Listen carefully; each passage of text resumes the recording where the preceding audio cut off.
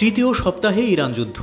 দেশটির সঙ্গে ইসরায়েল ও যুক্তরাষ্ট্রের এই যুদ্ধে সরাসরি কোনো এক পক্ষের নিরঙ্কুশ বিজয় নির্ধারণ করা কঠিন। তবে যুদ্ধের বর্তমান পরিস্থিতি এবং বিশ্লেষকদের মতামত অনুযায়ী ফলাফলকে বিভিন্ন দিক থেকে ব্যাখ্যা করা সম্ভব। সেই দৃষ্টিকোণ থেকে দেখে নেওয়া যাক এই যুদ্ধে জয়ী হওয়ার রেসে কে সবচেয়ে এগিয়ে রয়েছে।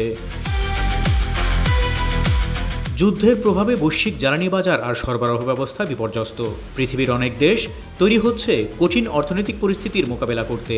তবে এই বিশৃঙ্খলার মধ্যেই আবার নতুন করে কৌশলগত সুযোগ খুঁজছে কিছু দেশ। তেমন কয়েকটি দেশের মধ্যে তুলনামূলক বিশ্লেষণ করলে দেখা যায় এই যুদ্ধে তৃতীয় পক্ষের জয়ী হওয়ার সম্ভাবনা বেশি। প্রশ্ন হচ্ছে কিভাবে, সেটাই বোঝার চেষ্টা করব এবার। গত ৩ সপ্তাহে ইরান যুদ্ধে $12 বিলিয়ন ব্যয় করেছে যুক্তরাষ্ট্র। তবে এ যাত্রায় পাশে কাউকে পায়নি দেশটি। ট্রাম্পকে বৃদ্ধাঙ্গুলি দেখিয়েছে ন্যাটো সদস্যরা। তবে জোটবদ্ধ হলে আরব আমিরাত যুক্ত হওয়ার ঘোষণা দিয়েছে। তেলের দাম $110 ছাড়িয়েছে। অবনতির দিকে যাচ্ছে ডলারের মান। বিশ্বজুড়ে ডলারের গ্রহণযোগ্যতা প্রশ্নের মুখে পড়েছে।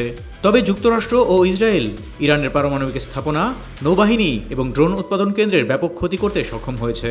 মার্কিন প্রেসিডেন্ট ডোনাল্ড ট্রাম্প ইতোমধ্যে এই অভিযানকে সফল হিসেবে দাবি করেছেন।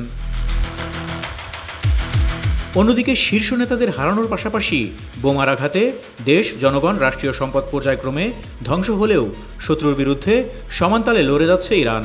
দেশটি চীনের কাছে দৈনিক $120 মিলিয়ন তেল বিক্রি করছে। হরমুজ প্রণালীর নিয়ন্ত্রণ ধরে রেখে তেলের বাজারে একচ্ছত্র অধিপতি হয়ে উঠেছে ইরান।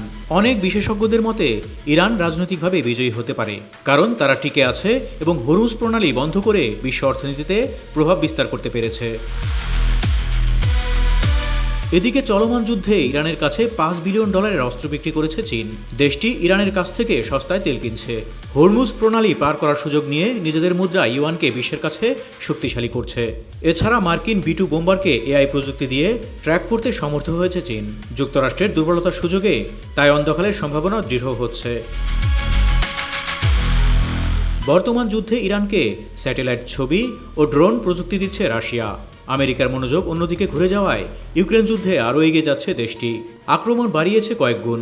EU প্রেসিডেন্টের মতে এই অস্থিতিশীল পরিস্থিতিতে রাশিয়া কৌশলগতভাবে বিজয়ী হতে পারে, কারণ এটি পশ্চিমা বিশ্বের মনোযোগ ও শক্তি অন্যদিকে সরিয়ে নিয়েছে।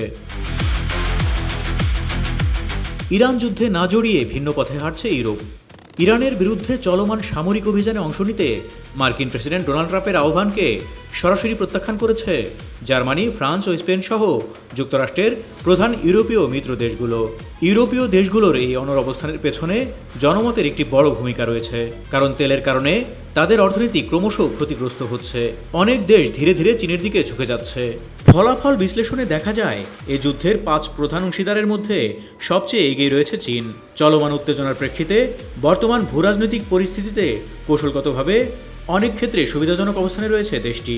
তবে সরাসরি যুদ্ধে চীন অংশ না নিলেও পর্দার অন্তরাল থেকে বিভিন্নভাবে ইরানকে সহায়তার মাধ্যমে নিজেদের স্বার্থ হাসিল করছে তারা। সার্বিকভাবে আধুনিক যুদ্ধে পরিষ্কার বিজয় পাওয়া কঠিন। ইসরায়েল ও যুক্তরাষ্ট্র সামরিক লক্ষ্য অর্জনে এগিয়ে থাকলেও ইরান তাদের ভূরাজনৈতিক অবস্থান ও প্রতিরোধ ক্ষমতা দিয়ে টিকে থাকতে পেরেছে। তবে শেষ পর্যন্ত সবথেকে বেশি ক্ষতিগ্রস্ত হয়েছে সাধারণ মানুষ এবং বিশ্ব অর্থনীতি।